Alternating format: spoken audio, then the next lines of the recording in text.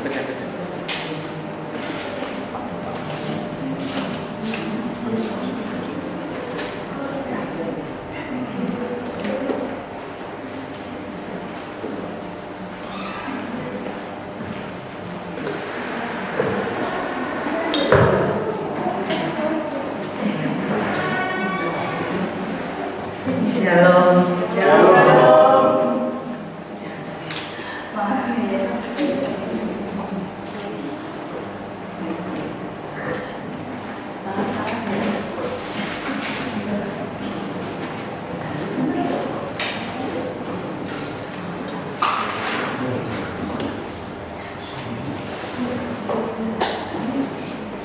Selamat malam.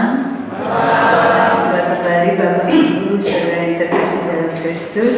Puji Tuhan, malam hari ini saya boleh mewartakan di tempat ini Paduki Chapter Tangerang. Sudah banyak yang saya kenal ya, beberapa ya cukup banyak. Mungkin sudah ketiga kalinya saya mewartakan di Chapter Tangerang. Terima kasih sudah diundang kembali. Mungkin ada yang belum kenal, saya perkenalkan, nama saya Yosi Artini Sulistyo. Nama panggilannya Yosi. Saya punya satu suami, satu anak perempuan, satu menantu laki-laki, dan puji Tuhan punya diberkati Tuhan dengan 2 cucu laki dan perempuan. Tema khotbah malam hari ini, I'm nothing without God. Saya akan mulai dengan sebuah cerita tentang kisah nyata, kisah yang terjadi pada teman suami saya, teman saya juga ya, sepasang suami istri. Kami perkenalan sekitar 25 tahun yang lalu ya, jadi tahun 1998 ya. Usaha mereka baik saat kami bertemu ya, punya banyak properti, tanah dan bangunan, dan usaha lain. Kami beberapa kali bertemu dan ngobrol-ngobrol. Sang istri sering bercerita kisah masa lalunya ya. Nah, mereka menikah tahun 70-an dan mereka tinggal di Cikarang. Saat itu punya toko kecil. Mereka bekerja keras, buka toko dari pagi sampai malam, sore gitu ya. Mereka cerita istrinya mengerjakan pembukuan karena besok pagi sudah buka lagi tokonya, jadi malam hari mengerjakan pembukuan di gudang. Dan dia cerita gudangnya banyak tikusnya ya, jadi memang rumahnya juga masih kecil gitu ya. Nah, terus dan menceritakan macam-macam perjuangan hidup mereka ya. Nah, mereka ketika kami bertemu, mereka sudah kaya raya ya. 25 tahun kemudian ya, usaha mereka berkembang, membeli tanah di Karawaci. Saat itu kira-kira 50 tahun yang lalu ya, sampai sekarang ya, itu masih sepi, banyak tanah kosong dan sangat murah gitu. Mereka beli dari sebidang tanah menjadi berhektar-hektar ya. Nah, pada awal tahun 90-an itu ada pengembang akan mulai berkembang ya, tahun-tahun ini ya, membeli tanahnya dengan harga yang sangat bagus dan membuat kehidupan mereka berubah. Mereka pindah ke Jakarta, ke daerah elit, rumahnya bagus, mobilnya banyak, ada kapal pesiar juga ya. Terus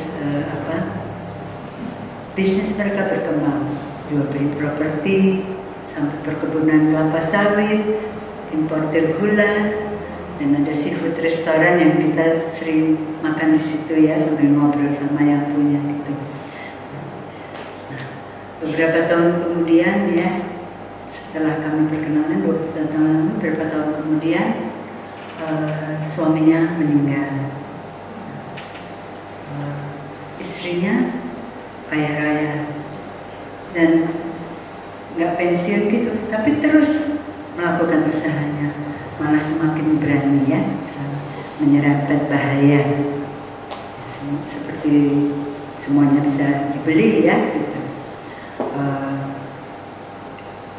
Dan semakin berani, dan suatu hari apa yang terjadi? Ya kira-kira 3 tahun yang lalu ibu itu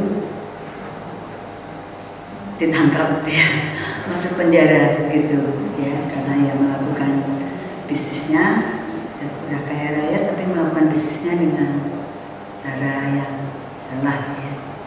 Nah, bayangkan usianya 2 tahun lebih tua dari saya, jadi tua sekali ya. Saya juga sudah umurnya banyak ya. Nah, dia melakukan bisnis dengan berani bersama dibantu anak-anaknya. Anaknya melarikan diri, tapi tertangkap juga. Tragis ya. Kita sering nggak mendengar kisah-kisah seperti itu. Sering ya. Dengan sudah kaya, lebih lagi malah salah jalan ya. Sudah kuasa, malah ingin terus kuasa lagi, malah salah jalan. Sering kita mendengar ya. Waktu muda miskin, sederhana, berjuang hebat, bekerja keras untuk keluarga, diberkati Tuhan dan menjadi sukses kaya raya, tapi ingin more and more sehingga masuk dalam pencobaan jerat si jahat, menghalalkan segala cara, melanggar hukum, akhirnya mencelakakan diri sendiri dan akhirnya di penjara. Kita bisa nggak ya mengalami hal seperti itu? Bisa ya, manusia memang lemah ya. Mari kita baca 1 Timotius 6 ayat 10 sampai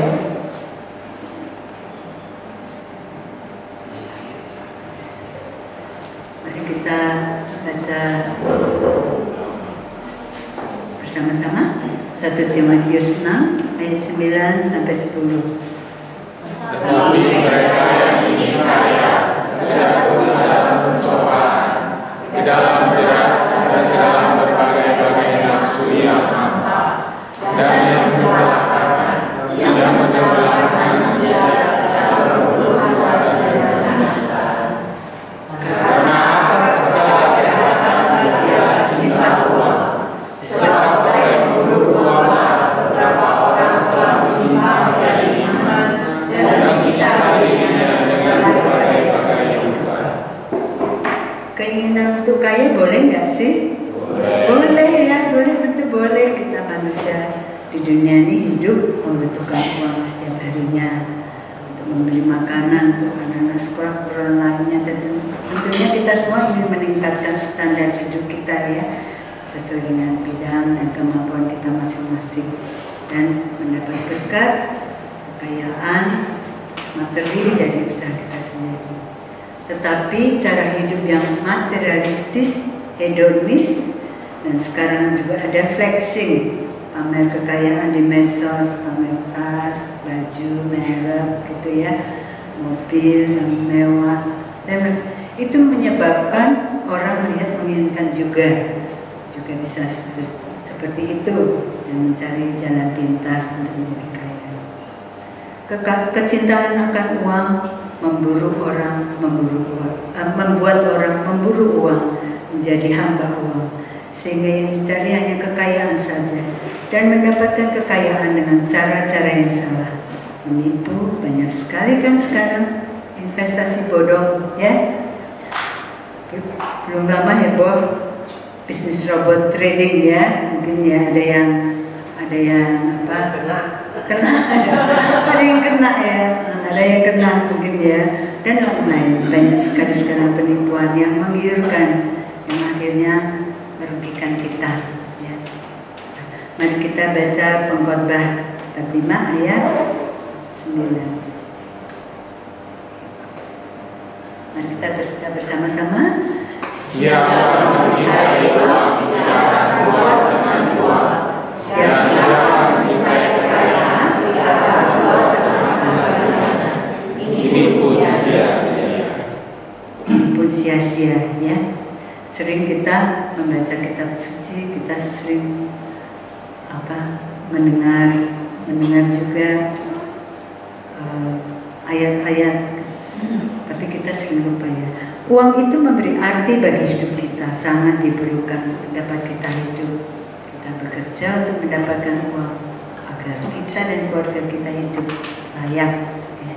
Tapi cinta uang dan kekayaan menyebabkan kita tamak, ya, tamak, greedy, ya. Tidak mau, malah tidak mau kalau orang lain lebih, ya. Wah, ada orang lebih dia juga mau lebih, gitu. Merasa kurang terus, ya. Banyak orang yang mengejar kekayaan, ketenaran, tidak ada puasnya, more and more and more, dan menjadikan malapetaka sia-sia. Sering kita dengar, ya. Bahkan sekarang saya mau cerita tentang saya sendiri, ya. Saya tahun 1974 itu udah lulus kuliah, dan saya kuliah di Jogja waktu itu. Saya langsung ke Jakarta dan 13 tahun bekerja di beberapa perusahaan. Ada tahun-tahun yang saya sambil kuliah juga di bidang yang lainnya. Karir saya cukup bagus dengan gaji yang bagus juga, tapi saya ingin usaha sendiri. Saya resign dari pekerjaan saya di usia 37. Passion saya dari kecil memang membuat kue. Ya. Dari SMP saya suka kursus-kursus, terus SMA juga. Nah, saat itu suami saya kerja di suatu perusahaan yang ada linknya dengan perusahaan di Eropa. Jadi saya sering ikut, ya, kalau ke Eropa. Melihat toko-toko kue itu, wah, luar biasa, ya. Zaman itu di sini sekarang udah semua toko kue bagus, ya. Zaman itu di sana saya pengen sekali tuh bisa bikin kue kayak gitu, ya. Di Paris, ya, di Switzerland juga kuenya bagus-bagus gitu. Saya ingin sekali, cantik-cantik kuenya. Saya ingin membuat kue seperti itu, dan saya bercita-cita mempunyai toko kue seperti itu. Ya. Saya cari tahu juga di mana yang kursus itu. Nah, saya ingat tahun 1988 saya berhenti bekerja. Saya kursus bahasa Perancis, ya, 2 tahun. Dan saya juga karena senang membuat kue, saya kursus juga di Jakarta. Semua saya kursusin. Nila Sari, Nila Sandra, Nyonya Tamsil, Nyonya Lim di Bandung, ya, kursus juga menghias kue tart gitu. Nah, setelah itu saya belajar membuat kue di Paris, ya. Cuma short course, ya, jadi cuma bukan sekolahnya tapi kursusnya. Nah, setelah itu saya mulai menerima pesanan-pesanan kue, yaitu tahun 1996. Dan tahun 1996 saya buka usaha di Mall Taman Anggrek, ya. Itu tempat usaha saya yang pertama, ya. Mungkin ini, ya. Nah, bagus tempatnya, ya. Tempatnya bagus. Itu tahun 1996 sampai tahun 2005, 10 tahun lebih berapa bulan gitu, ya. Itu juga kadang-kadang buat syuting gitu, karena saya pakai dekornya Arc de Triomphe, ya, gitu, ya. Jadi buat syuting. Nah, kemudian setelah itu setelah 7 tahun, ya, berjalan dengan baik, itu saya merasa, wah, saya mau buka lagi nih, ya. Merasa tuh, saya buka lagi kafe yang buka sampai larut malam. Ini tempatnya di Jalan Gatot Subroto, ya, dulu kalau ingat, ya. Tuh lantai 2 lantai gitu kami bangun. Nah, itu kafe buka sampai larut malam.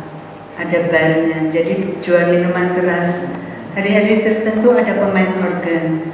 Kadang-kadang saya ikut nyanyi di situ, ya. Saya masih agak muda, ya, waktu itu, ya, usia 40 tahunan, ya, kira-kira. Tahun pertama ramai sekali, banyak orang yang booking untuk ulang tahun. Nah, bersamaan dengan itu suami saya beli rumah di Cipete Raya. Nah, di situ buka lagi tempat. Jadi ada 3 tempat usaha yang harus diurus. Terus 1 tempat produksi di rumah, ya, di rumah produksi, karena saya juga supply ke 1 toko, ya. Saya sangat sibuk, tidak punya waktu untuk yang lainnya.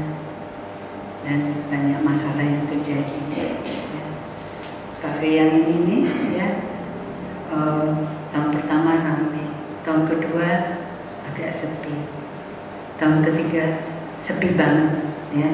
Nah, kerugian yang banyak saya tutup ya. Karena sudah ada tempat di Cipete Raya yang sudah berjalan yang sudah mulai berjalan, maka akhir tahun 2005 kafe di Mall Taman Anggrek saya tutup juga. Padahal di Mall Taman Anggrek sebetulnya penjualannya masih baik ya. Jadi tutup usaha itu kerugiannya banyak sekali ya, banyak sekali. Apalagi kalau kontraknya belum selesai, kontrak 3 tahun baru dijalani 1 tahun, itu kita kena penalti, kita didenda, dan banyak sekali ya dendanya. Saya benar-benar rugi banyak.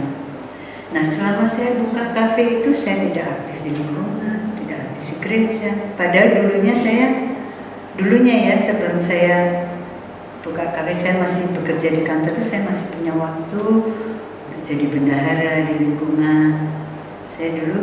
Sekarang saya tinggal di Cinere, dulu saya tinggal di Pulau Mas ya, jadi saya dulu jadi bendahara, jadi lektor, gitu. Ikut KOR juga, gitu. Sering-sering ibu-ibu lingkungan mengajak, ayo ya sih ikut KOR lagi, nggak bisa, gitu, sibuk gitu ya. Saya selalu menjawab sibuk dan tidak mengikuti kegiatan apa-apa di gereja maupun sosial. Saya hanya ke gereja hari Minggu dengan badan yang penat, jadi ya mungkin nggak konsentrasi. Misalnya ya, saya hanya pikirannya kemana-mana. Mulai macam masalah datang. Saya mulai refleksi. Sekarang baru tahu saat saya refleksi saat itu Tuhan menegur saya. Saya baru realize sekarang ya. Ketika saya merefleksikan diri saya, itu Tuhan menegur saya. Saya sibuk bekerja, bahkan menjual minuman keras juga. Saya sendiri nggak suka sebenarnya minum alkohol. Karena anak saya juga sekolah di luar negeri cukup lama ya, 8 tahun dia sekolah di luar negeri. Saya tidak ada kesibukan di rumah sebagai ibu rumah tangga. Suami saya juga sibuk bekerja di kantornya. Jadi kami sama-sama pergi pagi, pulang malam ya. Komunikasi menjadi kurang. Sejak 2 tempat usaha ditutup itu, kesibukan saya mulai berkurang. Saya fokus produksi di rumah, dan tahun 2005 ada seorang teman mengajak saya ikut CAP. Ya, akhirnya saya ikut CAP tahun 2006 di paroki gereja Santo Stefanus Cilandak. Puji Tuhan, saya disadarkan bahwa Tuhan sangat mengasihi saya. Saya banyak melakukan introspeksi, refleksi, dan perenungan. Tahun 2006 itu tahun 2006 setelah ikut CAP, saya bergabung di Perdugi dan bergabung di KTM ya, di 2 tempat. Saya mulai rajin membaca kitab suci. Setiap hari Alkitab saya penuh dengan teks liner, stabil puasa, rajin berdoa rosari. Mengikuti kursus di Sekinah juga. Jadi itu masa pertobatan saya.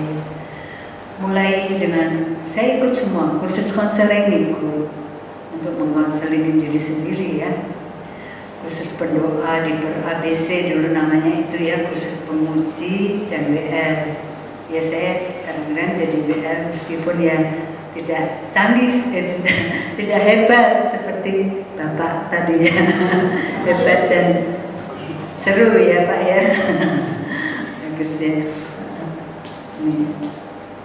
Saya ikut seminar-seminar rohani, retret-retret, ziarah, pengajaran-pengajaran Bapak, saya ikut semua. Saya merasa kalau itu saya begitu tenang, saya begitu senang mendengar tentang Tuhan. Happy gitu kalau mendengar tentang Tuhan. Dan semuanya membawa saya kepada pengenalan yang lebih baik pada Tuhan. Tuhan itu sangat mengasihi saya. Seperti Tuhan menemukan saya, atau saya menemukan Tuhan ya, mungkin ya dua-dua ya, dari 2 pihak ya. Nah, tahun 2015 itu hati saya seperti diketuk-ketuk untuk mengikuti sekolah pewarta. Oh iya, ini bisa nggak di itu ya? Iklim. Bisa? Oh enggak. Oh.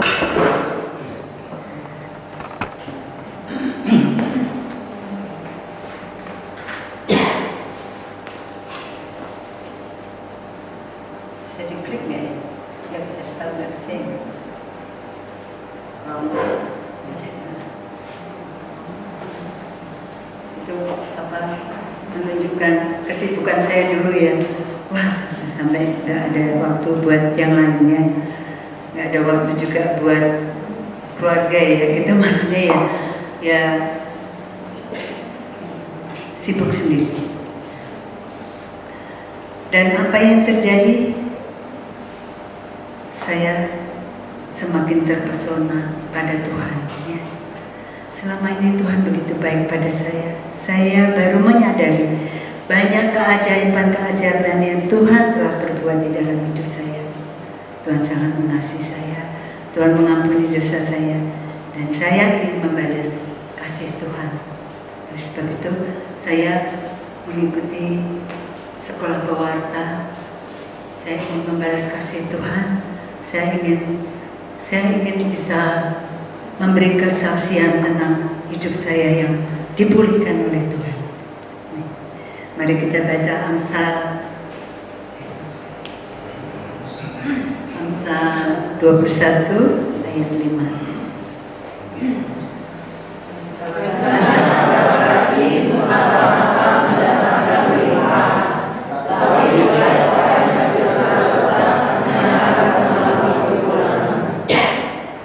Kita lanjut ya dengan surat Yakobus.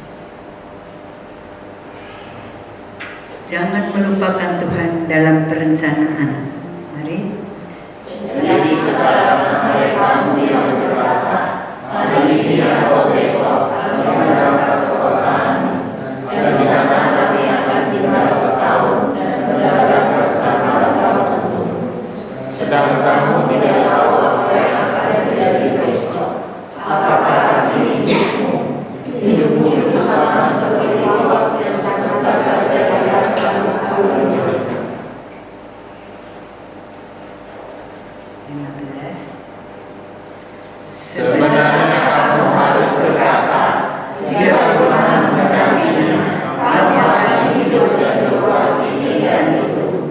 Tetapi sekarang kamu memegangkan hati di dalam jantung kamu, dan semua kebenaran yang dunia adalah salah. Jadi jika seorang tahu bagaimana ia harus berbuat baik, tetapi dia tidak melakukannya, ia berdosa. Jadi di dalam berbisnis seharusnya saya merencanakan dengan hati-hati, dengan teratur, bukan tergesa-gesa, dan tidak melupakan Tuhan dalam perencanaan. Kita harus menyatukan rancangan kita dengan rancangan Tuhan. Kita bawa rancangan kita dalam doa kita kepada Tuhan. Tapi apa yang saya lakukan? Pengalaman yang saya ceritakan tadi. Saya bukan hanya tidak hati-hati, apalagi bertanya pada Tuhan. Tapi saya merasa pintar sendiri, merasa sudah berhasil dengan kekuatan sendiri, keberanian sendiri, dan sembrono. Seperti menjual minuman keras, pulang larut malam, pulang ke rumah tengah malam, tidak berdoa, tidak peka, tidak tahu mana yang baik, mana yang buruk. Bahkan pernah saya menghindari membayar pajak yang semestinya. Jadi saya kerjasama dengan petugas pajak. Jadi dia yang atur saya bayar berapa ya, padahal itu duitnya ternyata masuk ke kantongnya dia ya, tidak masuk pajak. Tapi ini semua salah saya. Pembukaan kafe yang jual minuman keras tadi itu dipimpin, ada misa dipimpin oleh Romo Ignatius Wibowo SY. Kalau Bapak Ibu kenal, itu Romo yang menulis di Harian Kompas, tapi udah almarhum ya, yang terkenal sebagai penulis dan dosen di UI ya. Juga beberapa bulan kemudian ada misa yang dipersembahkan oleh Romo Hendra Suteja SY.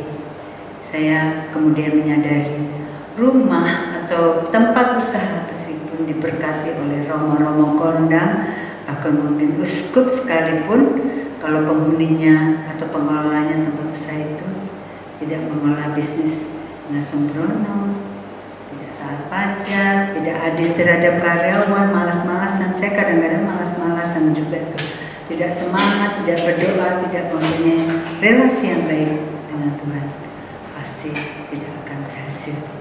Ya, nothing without God. I'm nothing without God. Ya. Mari kita baca Yohanes 15. Kalau bukan Akulah pokok anggur dan kamulah hati-hati. Barang siapa tinggal di dalam aku dan aku di dalam dia, ia berbuat banyak.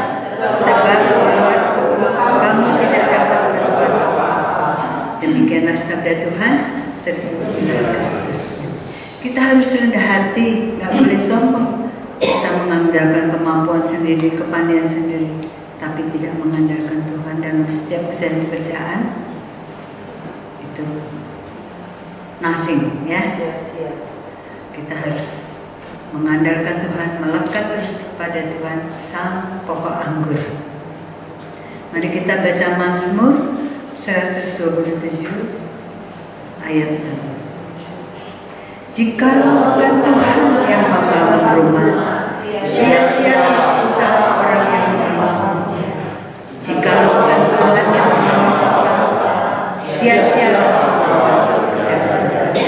Sepintar apapun, sekuat apapun, bahkan manusia yang sangat berkuasa, presiden, raja sekalipun, sangat terbatas kemampuannya. Betul nggak? Betul ya. Membangun rumah itu bisa membangun keluarga, membangun bisnis. Tanpa campur tangan Tuhan akan sia-sia. Sudah terbukti. Saya tidak mengandalkan Tuhan, tidak membawa Tuhan di dalam hidup saya. Awal tahun 2006 saya bergabung di Perduki, Jakarta Selatan 2 sampai sekarang, dan di KTM juga ya. Saya merasa keajaiban, saya tetap keajaiban karena saya tetap bisa bekerja, mengurus usaha saya, sekaligus saya bisa melakukan tugas-tugas yang diberikan kepada saya. Ya, di KTM saya juga pernah menjadi bendahara, kemudian menjadi pelayan sel ya. Kalau KTM itu, kalau ketua sel itu namanya pelayan ya, pelayan sel ya. Juga di Perduki Jakarta Selatan 2 saya lebih dari 17 tahun dengan tugas-tugas dari penerima tamu, kemudian bidang pujian, bendahara, dan koordinator. Dan sekarang saya membantu di Perhimpunan Perduki sebagai bendahara. Ya. Tentunya banyak pertemuan, pengajaran, dan retret-retret yang harus kita ikuti. Harus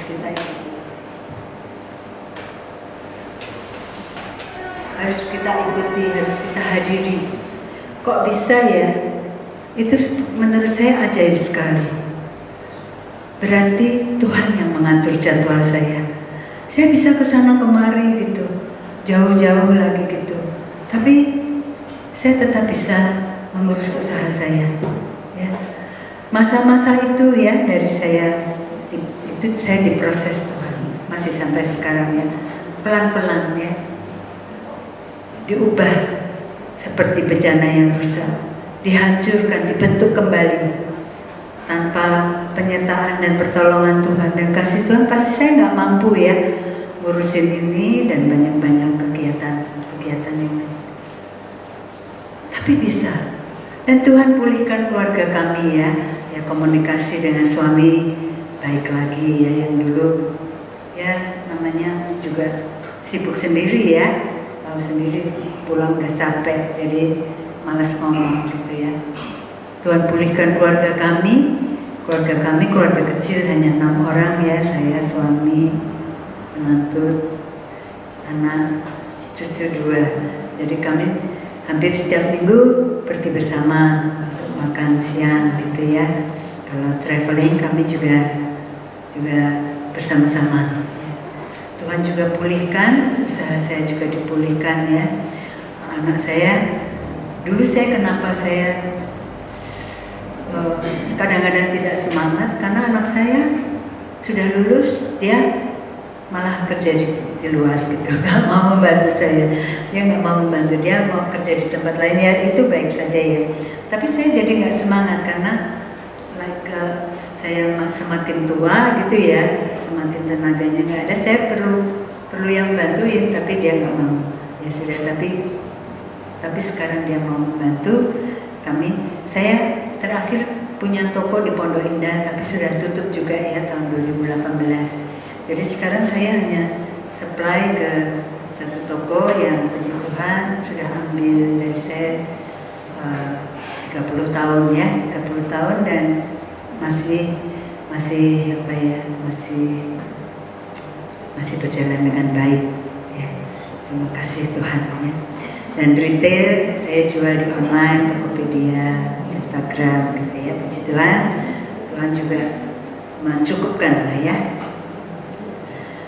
Kita di dalam bisnis harus bekerja dengan semangat ya, taat pajak, memperlakukan karyawan dengan baik dan adil, memperhatikan kesejahteraan juga ya. Karena dulu saya ya salah, saya marah-marah gitu ya. Sekarang ya sudah banyak berkurang. Saya menjadi lebih tenang, lebih aman ya, lebih bahagia, selalu bersyukur dan hidup menjadi berarti dengan melakukan kegiatan yang positif ya, menjadi mewartakan firman Tuhan seperti saat ini, pelayanan pujian penyembahan juga ya, menolong teman, saudara ya yang membutuhkan, berkunjung ke panti asuhan dan juga menyembuh teman yang sakit dan juga ini. Dan di dalam keluarga juga lebih sabar menghadapi suami, menghadapi anak, mantu, cucu, dan saya selalu berusaha membuat mereka bahagia ya. Dan ada damai sukacita di hati saya. Damai sukacita itu hanya bisa terjadi ketika relasi kita intim dengan Tuhan. Apakah dengan semua ini saya lalu tidak punya masalah lagi? Tentunya tidak, masalah tetap ada,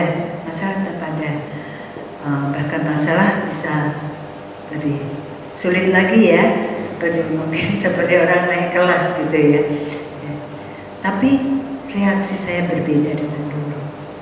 Sekarang saya refleksikan dulu, saya renungkan dulu, saya berdoa. Kalau masalahnya sangat sulit, saya datang ke gereja. Saya masuk ke ruang adorasi, di situ saya curahkan isi hati saya kepada sakramen Maha Kudus Tuhan Yesus ya. Kalau dulu saya ada masalah langsung bereaksi, sangat reaktif, tanpa pikir panjang, tanpa berdoa, tanpa tanya pada Tuhan, yang akhirnya membuat masalah semakin rumit ya. Kita ini diciptakan Tuhan, oleh sebab itu kita harus melekat pada Sang Pencipta yang memberi nafas kehidupan pada kita. Dan Allah adalah sumber kasih dan keselamatan. Hanya bersama Tuhan, di dalam Tuhan ada kasih di dalam diri kita, dan kita akan mendapatkan keselamatan. Bagaimana Allah mengasihi semua umat manusia ciptaannya tanpa perbedaan. Orang berdosa, bertobat diampuni. Tuhan lebih memilih menyelamatkan daripada menghukum, mengampuni daripada menghukum ya. Dengan kasih-Nya Tuhan ingin setiap manusia selamat pada hari Tuhan. Tuhan mencurahkan Roh-Nya kepada semua manusia ciptaannya. Tinggal kita yang harus memelihara Roh Allah supaya tetap tinggal di dalam kita. Roh Allah bersatu dengan roh kita. Kita bersatu di dalam Tuhan, hidup dalam kepenuhan. Selalu bersyukur, mohon tuntunan Roh Kudus, kita bisa melakukan hal-hal yang tak mungkin menjadi mungkin. Dan kita semakin terpesona lagi akan apa yang Tuhan berbuat bagi kita. Amazing God. Bersama Tuhan, hidup kita menjadi indah, damai dan sukacita serta kita semua. Saya mau doa potong, nanti dilanjutkan dengan lagu ya, nanti lanjutkan dengan doa lagi. Benar Tuhan, Engkau Allah yang Maha Kuasa sekaligus Engkau Allah yang Maha Kasih dan Maha Baik dan Maha Penyayang. Banyak perbuatan ajaib telah Kau nyatakan di dalam hidup kami Tuhan. Terima kasih Tuhan. Siapakah saya ini Tuhan? Oleh karena kebaikan-Mu Tuhan, Engkau telah mengutus saya boleh mewartakan firman-Mu di tempat ini. Berkati, mampukan kami semua ya Tuhan, dapat merenungkan sabda-Mu dan melakukan perintah yang membawa damai sukacita di hati kami semua. Engkau Allah yang Maha Pengasih, kasih-Mu sungguh mulia, tak terbatas, menyembuhkan, memulihkan. Kasih-Mu sungguh indah.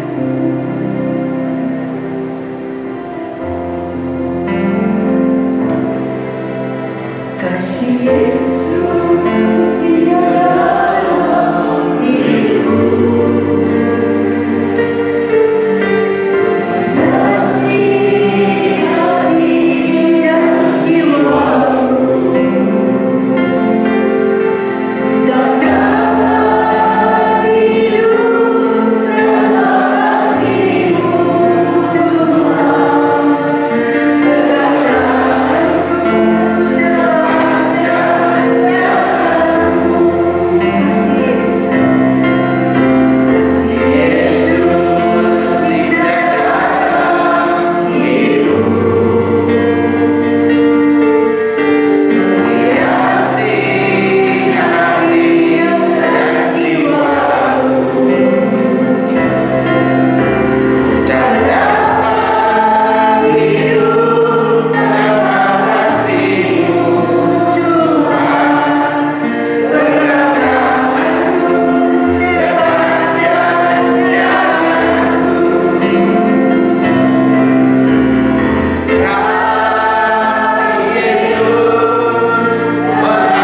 mengalir dalamku seperti sungai yang tak pernah kering. Kasih Yesus memelihara hatiku, dalam kasih-Mu ku merasa teduh. Pegang tangan kami terus Tuhan di sepanjang hidup kami. Kasih-Mu sungguh indah. Kami tak dapat hidup tanpa kasih-Mu Tuhan. Berkatilah persekutuan doa Peduli Cipta Tangerang ini boleh membawa lebih banyak umat lagi untuk mengenal Engkau lebih baik dan boleh mengalami kasih-Mu yang indah. Berkatilah semua pengurus Peduli Cipta Tangerang dan keluarganya dengan kesehatan yang baik. Berkatilah usaha dan pekerjaannya dan terus semangat di dalam pelayanan di Peduli Cipta Tangerang dan melayani dengan sukacita.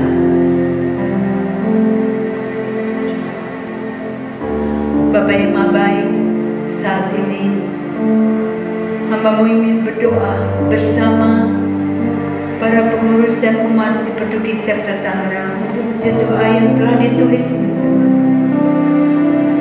Engkau tahu Tuhan kebutuhan-kebutuhan, harapan-harapan dan doa-doa yang dipanjatkan oleh umat-Mu ini Tuhan. Kiranya Engkau Tuhan, Engkau sendiri melihat isi hati kami semua yang ada di sini dan isi surat ini Tuhan. Dan Engkau Tuhan boleh Tuhan melihat dengan penuh belas kasihan dan Engkau boleh mengabulkan doa-doa sesuai dengan berkenanan. Terima kasih Bapa, terima kasih. Curahkan Roh Kudus ke dalam hati kami, jiwa, pikiran dan roh kami semua yang ada di sini. dan kiranya kuasa Roh Kudus membimbing kami dalam perjalanan hidup kami sekarang sampai pada kehidupan kekal nanti. Amin.